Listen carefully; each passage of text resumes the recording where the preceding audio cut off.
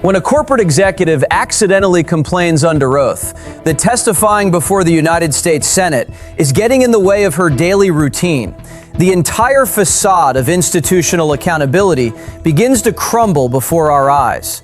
We are witnessing a historic confrontation where the standard corporate talking points fail completely against a highly documented trail of internal evidence. For years, massive technology conglomerates have operated under a highly protective legal umbrella known as Section 230 of the Communications Decency Act.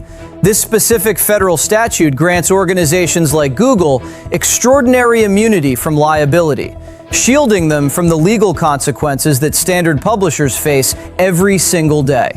But that unprecedented legal protection was never designed to be a blank check. The fundamental predicate for Section 230 immunity has always been that these digital platforms operate as neutral public fora, facilitating the free flow of information without active partisan interference.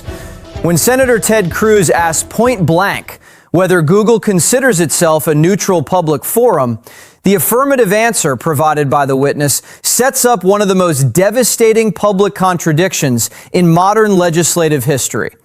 Sitting directly on the committee table is a highly explosive report released by Project Veritas, containing testimonies from an internal whistleblower, leaked internal documents, and undercover video recordings of senior executives.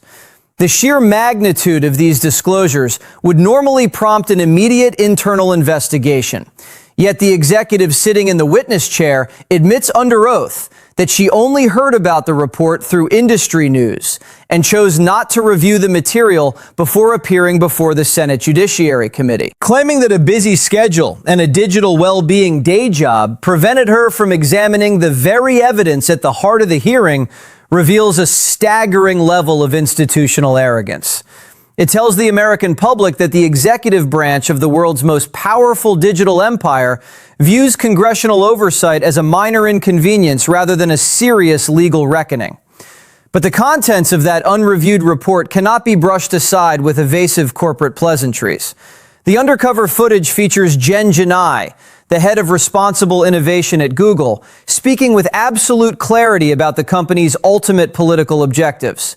In the recorded conversation, Gennai addresses prominent proposals from figures like Senator Elizabeth Warren, who had actively campaigned to break up large technology monopolies. Gennai explicitly states that breaking up Google would be highly misguided because smaller, fragmented companies simply would not possess the immense resources required to prevent the next Donald Trump situation. Let the sheer gravity of that statement sink in completely. An unelected corporate executive directing the responsible innovation division of an information monopoly openly admits that the organization views its immense structural power as a necessary tool to prevent a specific political candidate from achieving electoral victory. This completely shatters the narrative of neutral algorithms and objective search results. When Senator Ted Cruz reads these exact quotes into the permanent congressional record, the tension inside the chamber becomes palpable. The witness attempts to distance the corporation from Gennai's statements, claiming that the company builds products for every demographic, region, and political affiliation. But Cruz does not let the deflection stand. He immediately pivots from theoretical corporate principles to concrete executive behavior, pressing the witness to name a single senior executive within the entire conglomerate who openly voted for Donald Trump. What follows is an agonizing sequence of deliberate evasions.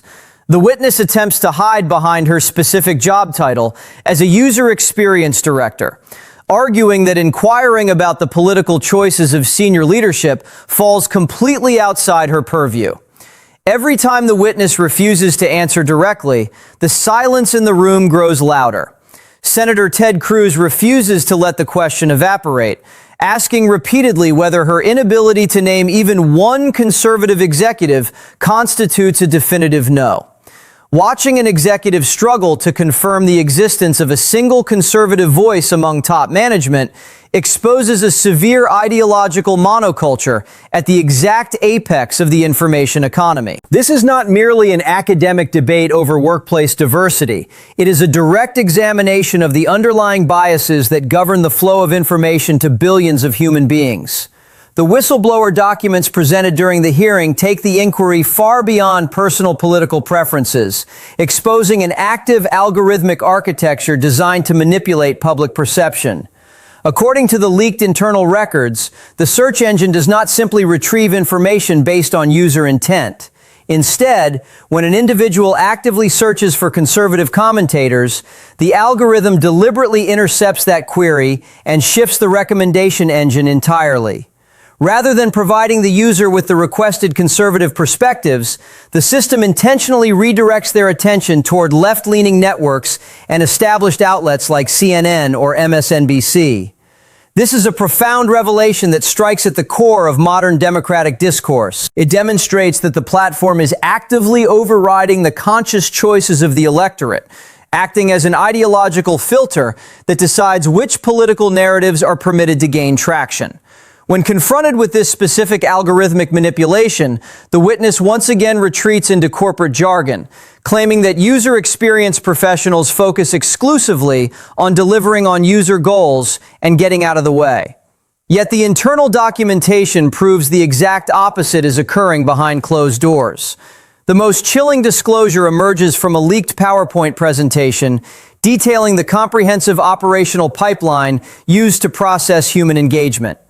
The document outlines a highly sophisticated sequence where training data is meticulously collected, classified, and fed into algorithms programmed to filter, rank, and aggregate media content to guarantee specific predetermined outcomes. The final, unedited conclusion of this internal flowchart explicitly states that people, specifically referring to the general public, are being programmed. This is not an accusation levied by an external critic. It is the exact terminology utilized by the corporation's own engineers to describe the primary function of their digital infrastructure. Senator Ted Cruz places this specific slide directly before the cameras, demanding to know whether the corporation views its fundamental mission as programming the minds of the American populace through curated search results. The absolute refusal of the witness to provide a direct negative response to that terrifying question leaves the entire chamber in a state of stunned realization. Offering a generic assurance about putting users first does nothing to mitigate the documented reality that an unaccountable entity is actively deploying behavioral modification techniques on a global scale. The implications extend far beyond the immediate parameters of a single Senate hearing or a specific election cycle. If the primary gateways to human knowledge have abandoned neutrality to function as active political participants, the entire foundation of a free and informed republic is placed in jeopardy. The extraordinary legal protections granted by Section 230 were intended to foster an open marketplace of ideas, not to shield a highly coordinated censorship engine from public scrutiny. By systematically shifting recommendations, suppressing disfavored viewpoints, and utilizing immense structural capital to engineer specific societal outcomes, the institution has directly violated the core principles that justify its statutory immunity. The documented evidence presented by Senator Ted Cruz removes all plausible deniability, transforming abstract suspicions of political bias into an irrefutable chain of public facts. As the legislative session concludes, the unanswered questions hanging over the committee room serve as a permanent indictment of a system that demands total access to our lives while refusing to answer for its own hidden mechanisms. The public record has been established, the internal slides have been exposed, and the undeniable reality of ideological curation stands fully revealed for the entire world to judge.